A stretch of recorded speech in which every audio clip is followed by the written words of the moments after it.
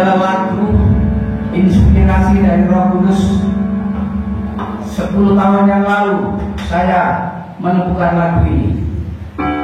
Lagu ini tidak untuk diperjualbelikan. Siapa saja nanti yang mau pakai silahkan. Saya tidak akan untuk hak cipta. Gratis. Dia adalah Tuhan Yesusku. Dia adalah yang punya penguasa. Dia adalah Putra Maharaja. Dia adalah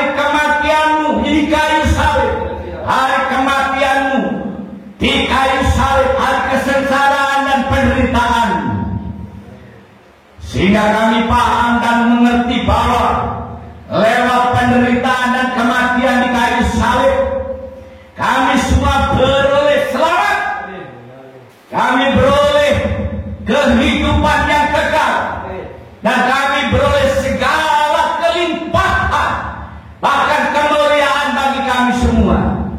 Bapa yang di surga, kami menyerahkan semua ini ke dalam tangan-Mu. Biarlah peringatan ini menjadi momen yang terbaik bagi kami anak-anak-Mu, supaya setiap telinga mendengar, setiap hati mendengar, dan setiap mata melihat bahwa kebenaran ada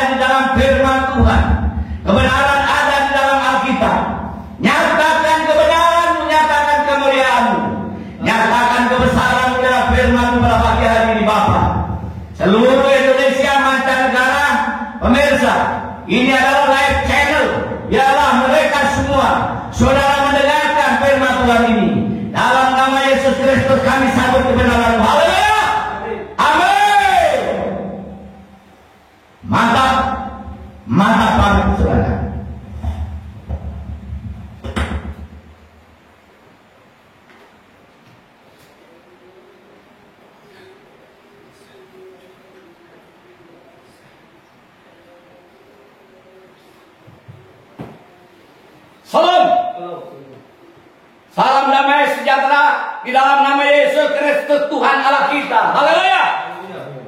Haleluya. Amin. Yang tidur bangun. Yang ngantuk bangun. Ya, supaya konsen terhadap firman Tuhan ini. Pemirsa, saya akan mengangkat tema untuk kematian Kristus Yesus Tuhan Allah kita. Amin. Ini penting.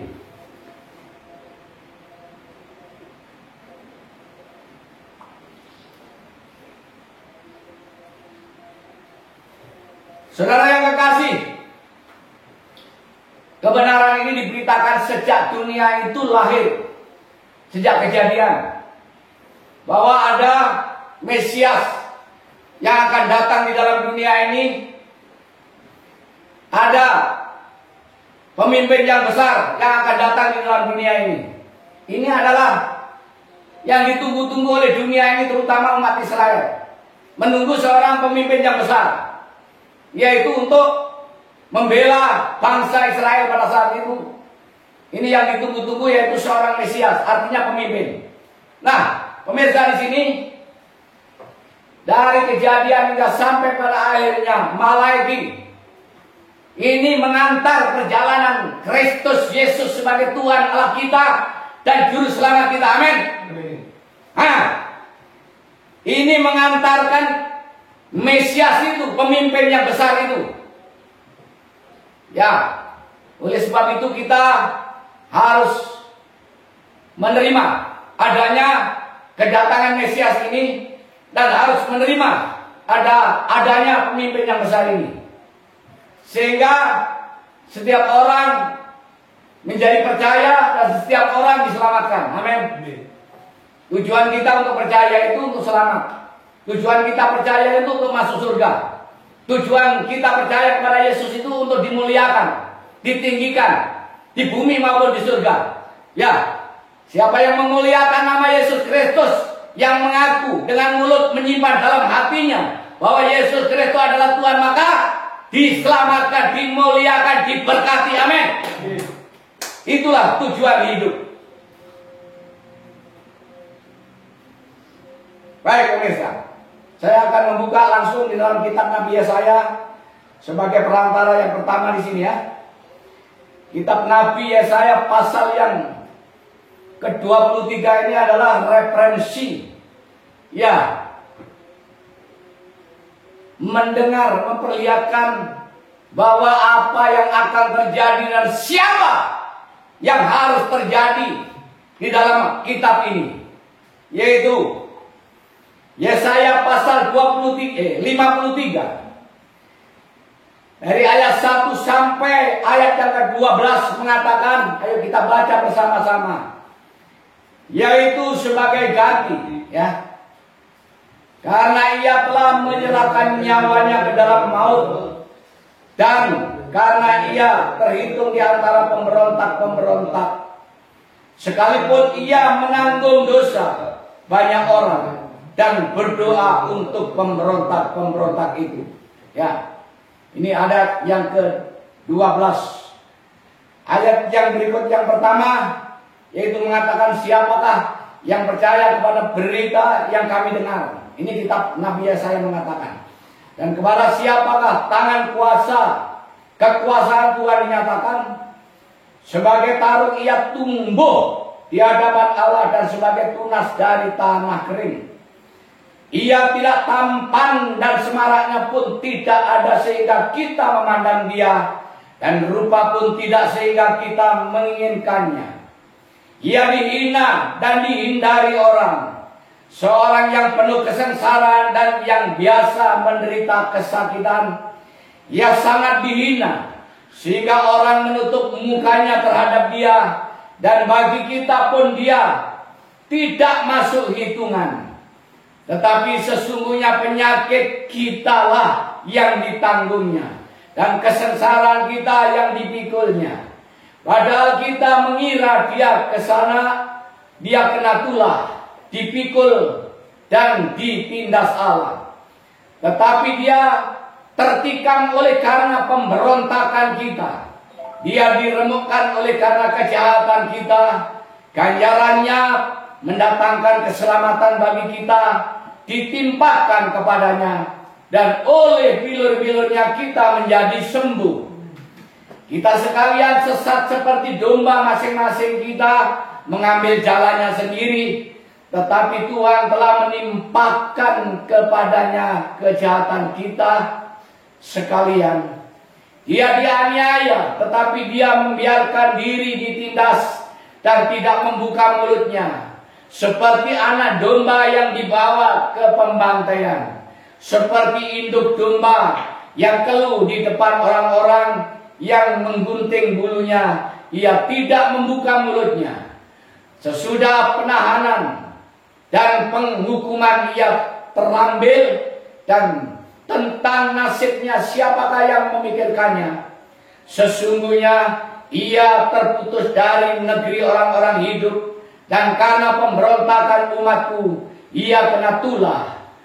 Orang menempatkan kuburnya di antara orang-orang fasik, dan dalam matinya ia ada di antara penjahat-penjahat, sekalipun ia tidak berbuat kekerasan dan tipu tidak ada dalam mulutnya. Tetapi Tuhan berkehendak meremukkan dia dengan kesakitan. Apabila ia menyerahkan dirinya sebagai korban penebusan salah, ia akan melihat keturunannya. Umurnya akan lanjut, dan kehendak Tuhan akan terlaksana olehnya. Sesudah kesusahan jiwanya, ia akan melihat terang dan menjadi puas. Dan hambaku itu sebagai orang yang benar akan membenarkan banyak orang oleh hikmatnya, dan kejahatan mereka dipikulnya. Amin. Ya, ini adalah kitab Nabi Yesaya mengantarkan, menggambarkan bahwa yaitu kedatangan Yesus Kristus, serta apa yang dialami, apa yang harus ditanggung, dan apa yang harus dipikul Yesus Kristus. Nah, di sini mengatakan ayat yang pertama saya katakan, dan yang berikut. Yang kedua, ia dihina. Oh, bukan. Siapakah yang percaya kepada berita yang kami dengar? Dan kepada siapakah tangan kekuasaan Tuhan dinyatakan? Kepada siapa tangan Tuhan dinyatakan? Ini penting. Kepada Yesus Kristus. Amin. Kepada Mesias, yaitu pemimpin yang besar itu, ya, dinyatakan kuasanya. Kemudian di sini dikatakan sebagai taruh, ia tumbuh di hadapan Tuhan dan sebagai tunas dari tanah kering. Dia sebagai taruh, sebagai pohon, dan sebagai tunas. Dia tumbuh di tanah yang kering.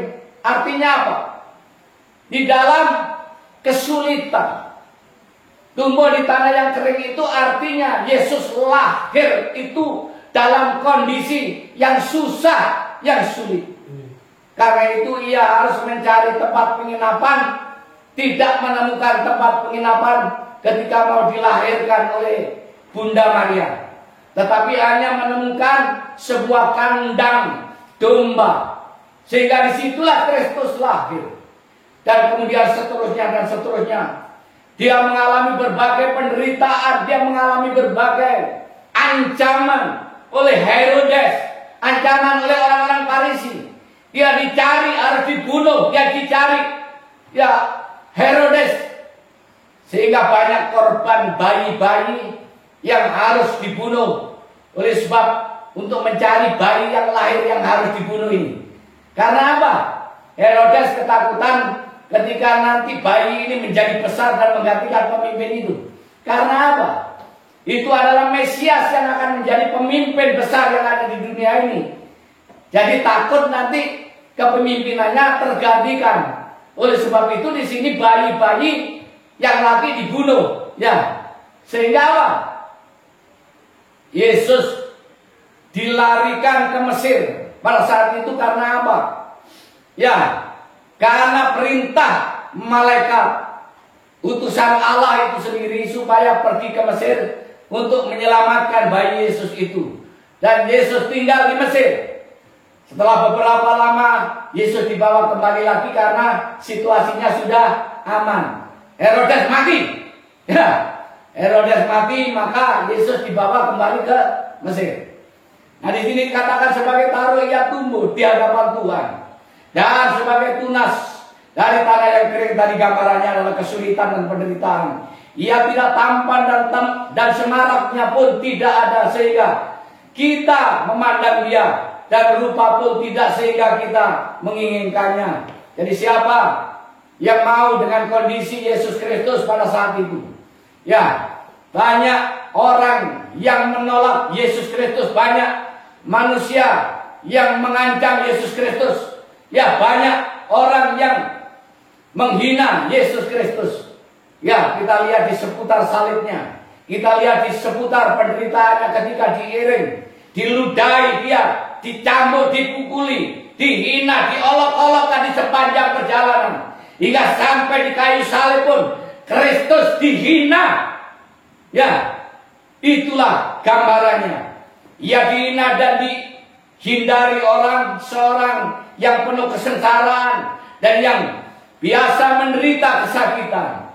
Ia sangat dihina sehingga orang menutup mukanya terhadap dia, dan bagi kita pun dia tidak masuk hitungan. Itu artinya bahwa diabaikan. Kristus diabaikan, dihina, tidak masuk hitungan, ya, tidak masuk daftar manusia yang baik. Itulah yang dialami Yesus Kristus. Lalu di sini, tetapi dia tertikam oleh karena pemberontakan kita. Amin. Dia tertikam, dia disalib, dia dibunuh oleh karena pemberontakan kita, oleh karena kesalahan kita, oleh karena dosa-dosa kita. Amin. Nah, oleh sebab itu kita di sini ya bersyukur kepada Yesus Kristus atas kematiannya di kayu salib ini dan atas penderitaan yang dialami. Dia menderita hanya bagi kita, dia menderita hanya menanggung sengsara kita, dia menderita menanggung penyakit kita, dia menderita menanggung untuk kehidupan kita selamanya, yaitu hidup yang kekal. Ini adalah kebenaran yang diremukkan oleh karena kejahatan kita. Ganjaran yang mendatangkan keselamatan bagi kita ditimpakan kepadanya, dan oleh bilur-bilurnya kita menjadi sembuh. Jadi oleh bilur-bilurnya kita menjadi sembuh. Oleh karena apa? Oleh karena Yesus Kristus yang telah mati di kayu salib. Oleh karena Yesus Kristus yang telah dibunuh. Oleh karena Yesus Kristus yang telah dikubur. Dengan demikian maka kita mensyukuri dan berterima kasih pada Allah kita. Amin. Ya, ayat yang ke-6 mengatakan kita sekalian sesat. Benar tidak? Kita semua adalah sesat. Manusia semua adalah berdosa. Firman Tuhan mengatakan, ya, semua orang telah kehilangan kemuliaan Allah dan telah berbuat dosa. Tidak ada seorang pun yang kudus, tidak ada seorang pun yang benar, tidak ada seorang pun yang suci. Nah, oleh sebab itu penting saudara-saudara yang kekasih, jangan ada yang mengklaim pintar, jangan ada yang mengklaim saya ini suci. Ya, jangan ada yang mengklaim saya lebih baik dari mereka. Ya, jangan ada yang mengklaim ya atas dirinya sendiri. Benar, karena kita semua telah berbuat dosa dan telah kehilangan kemuliaan Allah. Hanya oleh salib Kristus, hanya oleh Tuhan Yesus kita beroleh keselamatan dan pembenaran. Pembenaran, kekudusan itu hanya dari Tuhan Yesus Kristus Allah kita. Tidak ada seorang pun yang dapat membenarkan. Pendeta tidak bisa membenarkan manusia. Penginjil tidak bisa membenarkan manusia. Diaken tidak bisa membenarkan manusia. Apalagi semua apa yang dianggap orang pintar, orang cerdik, apa yang dianggap orang cendekiawan, apa yang dianggap profesor, doktor dan segala macam, tidak bisa membenarkan kita dan tidak bisa menguduskan kita. Hanya Yesus Kristus Tuhan Allah kita, hanya Allah Sang Juru Selamat kita, Mesias kita, pemimpin kita, Raja kita, Tuhan dan Allah kita. Amin. Nah, selanjutnya di sini dikatakan ayat yang ke-7. Dia dianiaya tetapi dia membiarkan dirinya ditindas dan tidak membuka mulutnya seperti anak domba yang dibawa ke pembantaian, seperti induk domba yang keluh di depan orang-orang yang menggunting bulunya. Ia tidak membuka mulutnya. Amin. Apa artinya? Dia diseret Pontius Pilatus, dia diseret ke Herodes, dia seret dikirim menuju ke kayu salib, yaitu Bukit Golgota.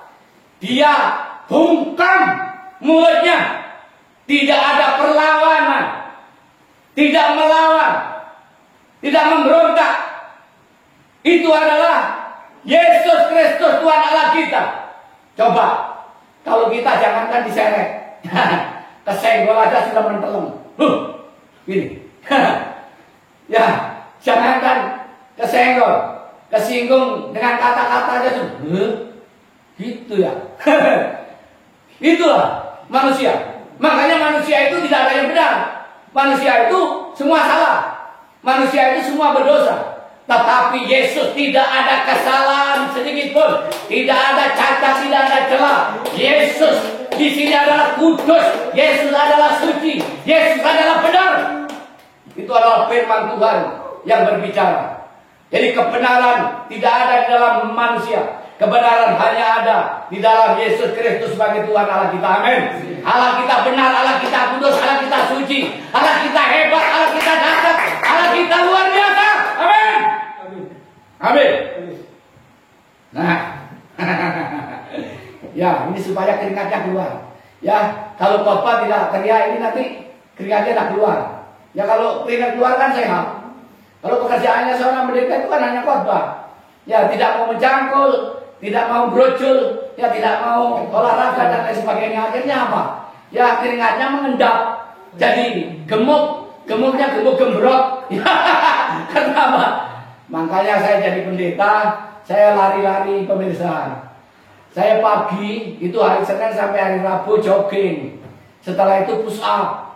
Ya, keringat keluar. Terus saya tambah macul-macul, nyangkul-nyangkul di sekitar rumah. Rintis, ya babat-babat kayu supaya apa? Keluar keringat. Ya. Sehingga hidup kita sehat. Nah, saudara-saudara yang kekasih, ayat yang berikutnya. Sesudah penahanan dan penghukuman ia terambil. Dan tentang nasibnya, siapakah yang memikirkannya? Siapakah yang mempedulikan Yesus? Siapa yang memikirkan tentang Yesus? Tidak ada satu pun manusia. Karena mereka adalah menghina Yesus, mereka adalah menghujat Yesus, dan mereka adalah menganiaya. Hanya orang tuanya sama sahabat-sahabatnya pun sebagian lari meninggalkan kayu salib. Benar tak? Ya, sebagian lari ketakutan. Hanya beberapa orang yang setia. Inilah kebenarannya dalam Alkitab ini. Ya, saya menjelaskan seperti ini. Ya, sungguh ia terputus dari negeri orang-orang hidup, dan karena pemberontakan umatku ia kena tulah. Jadi ia terputus dari negeri yang hidup karena ia berada di bawah kematian, di bawah dalam dosa, di bawah dalam penderitaan. Maksudnya dosa, ia adalah mewakili dosa, yaitu umat manusia, sehingga mereka di sini diselamatkan dan mereka ditanggung dosanya. Yesuslah yang berdosa, Yesuslah yang kena tulah. Imbas daripada manusia yang berdosa, Kristus kena hukuman, Kristus kena tulah. Nah, oleh sebab itu saudara-saudara yang kekasih, kita harus bersyukur dan terima kasih bahwa kita seharusnya yang kena hukuman kekal, kita yang seharusnya masuk neraka, kita yang seharusnya disalib, kita yang seharusnya mendapatkan aniaya, tetapi digantikan Yesus Kristus sebagai Tuhan dan Juru Selamat kita. Amin. Ayat 10 mengatakan, tetapi Tuhan berkehendak meremukkan dia dengan kesakitan. Nah, jadi kesakitan Kristus ini kehendak siapa? Kehendak Allah, kemauan Allah. Untuk apa? Menggantikan kesakitan kita. Keremukan Yesus Kristus ini adalah kehendak Allah, supaya kita yang remuk ini digantikan oleh Yesus Kristus yang remuk. Paham nggak ini kira-kira ya? Kalau hukum bisa nggak yang digantikan? Seharusnya saya yang di penjara kemudian digantikan anak saya atau kakak saya. Ya mungkin tidak bisa ya kalau di negara ini. Tetapi di sini hukuman kita, penderitaan kita, dosa kita digantikan oleh seorang, yaitu Allah. Ya, dengan cara Allah meremukkan dia, dengan cara Allah menyakiti dan bahkan membunuh. Ya, dia lewat orang-orang yang berdosa juga, orang-orang Farisi dan ahli-ahli Taurat itu membunuh Yesus Kristus, dan juga pemerintahan Herodes membiarkan Yesus harus dihukum dan dibunuh. Nah, saudara-saudara yang kekasih, ayat 10 mengatakan tetapi Tuhan berkehendak meremukkan dia dengan kesakitan. Apabila ia menyerahkan dirinya sebagai korban penebus salah, ia akan melihat keturunannya, umurnya akan lanjut, dan kehendak Tuhan akan terlaksana olehnya. Apa artinya? Di sini dia melihat, yaitu keberhasilan umat yang telah ditebusnya oleh Yesus Kristus, dan melihat umur panjang. Karena seharusnya kita mendapatkan hukuman kekal dan mati, tetapi kita diberikan hidup kekal selama-lamanya. Itulah kebenarannya yang ada dalam firman Tuhan ini. Ya, sesudah itu, ya, sesudah-sesudahnya apa? Di sini jiwanya ia akan melihat terang dan menjadi puas. Ya, sesudah apa? Penderitaannya, sesudah kesakitannya, kemudian mati, kemudian sesudah kematiannya, dan ia bangkit.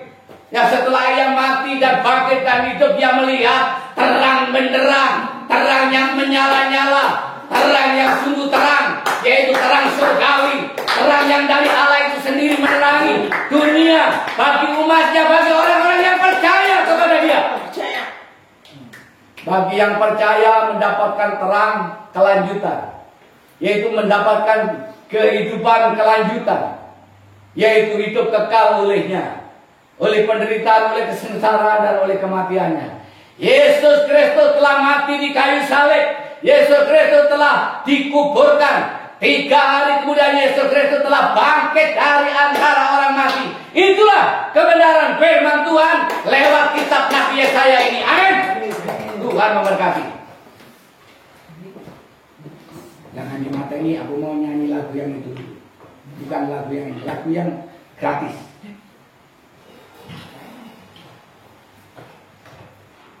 Persiapkan perjamuan dogma untuk ini. Ya apa-apa, bangga soal pribadi kamu. Iya. Dia adalah Tuhan Yesus. Dia adalah yang punya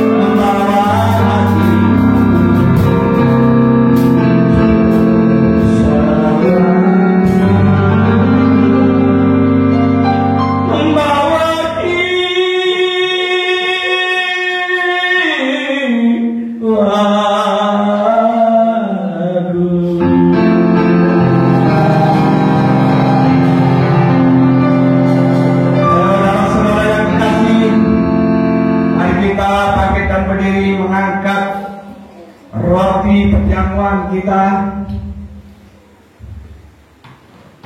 roti di atas kepala kita adalah melambangkan tubuh Kristus yang Ia 2000 tahun yang lalu telah mati di kayu salib. Yesus berkata, inilah adalah roti lambang tubuh yang akan saya pecahkan ini. Oleh sebab itu, ini roti adalah lambang tubuh Kristus, kita makan bersama dalam nama Yesus.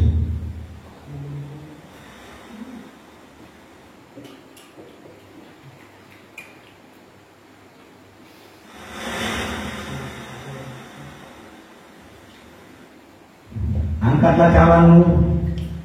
Saudara-saudara yang kekasih, ini adalah anggur.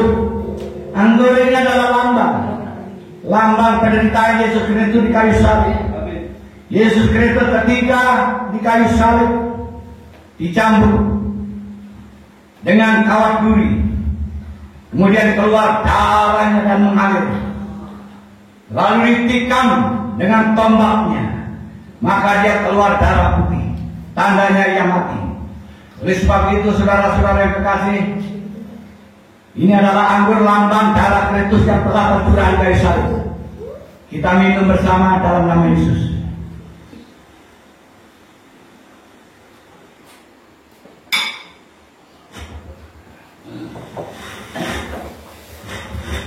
Dia ada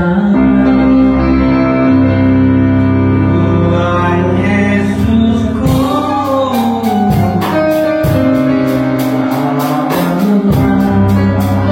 yang punya penguasa. Dia ada Putra Maharaja.